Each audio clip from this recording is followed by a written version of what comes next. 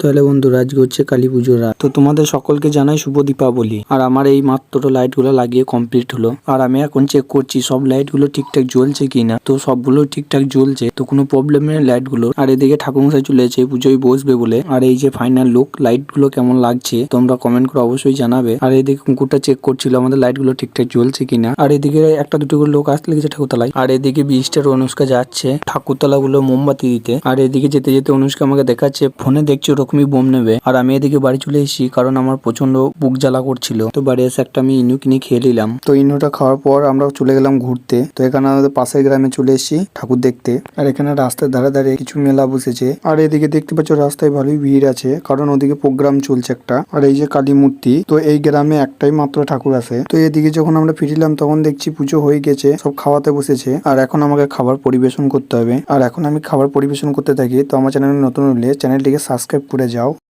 তাহলে বন্ধুরা আজকে হচ্ছে কালী পুজোর রাত। তো তোমাদের সকলকে জানাই শুভ দীপাবলি। আর আমার এই মাত্র লাইট গুলো লাগিয়ে কমপ্লিট হলো। আর আমি এখন চেক করছি সব লাইট গুলো ঠিকঠাক জ্বলছে কিনা। তো সবগুলো ঠিকঠাক জ্বলছে, তো কোনো প্রবলেম নেই লাইট গুলো। আর এদিকে ঠাকুরমশাই চলে এসেছে পুজোয় বসবে বলে। আর এই যে ফাইনাল লুক, লাইট গুলো কেমন লাগছে তোমরা কমেন্ট করে অবশ্যই জানাবে। আর এদিকে কুকুরটা চেক করছিল আমাদের লাইট গুলো ঠিকঠাক জ্বলছে কিনা। আর এদিকে একটা দুটো করে লোক আসতে লেগেছে ঠাকুরতলায়। আর এদিকে বিশটার অনুষ্কা যাচ্ছে ঠাকুরতলা গুলো মোমবাতি দিতে। আর এদিকে যেতে যেতে অনুষ্কা আমাকে দেখাচ্ছে ফোনে দেখছি ওরকমই বোম নেবে। আর আমি এদিকে বাড়ি চলে এসেছি কারণ আমার প্রচন্ড বুক জ্বালা করছিল। তো বাড়ি এসে একটা আমি ইনু কিনে খেয়ে নিলাম। তো ইনুটা খাওয়ার পর আমরা চলে গেলাম ঘুরতে। তো এখানে আমাদের পাশের গ্রামে চলে এসেছি ঠাকুর দেখতে। আর এখানে রাস্তার ধারে ধারে কিছু মেলা বসেছে। আর এদিকে দেখতে পাচ্ছ রাস্তায় ভালোই ভিড় আছে, কারণ ওদিকে প্রোগ্রাম চলছে একটা। আর এই যে কালী মূর্তি, তো এই গ্রামে একটাই মাত্র ঠাকুর আছে। তো এদিকে যখন আমরা ফিরলাম তখন দেখছি পুজো হয়ে গেছে, সব খাওয়াতে বসেছে। আর এখন আমাকে খাবার পরিবেশন করতে হবে। আর এখন আমি খাবার পরিবেশন করতে থাকি। তো আমার চ্যানেল নতুন হলে চ্যানেলটিকে সাবস্ক্রাইব করে যাও।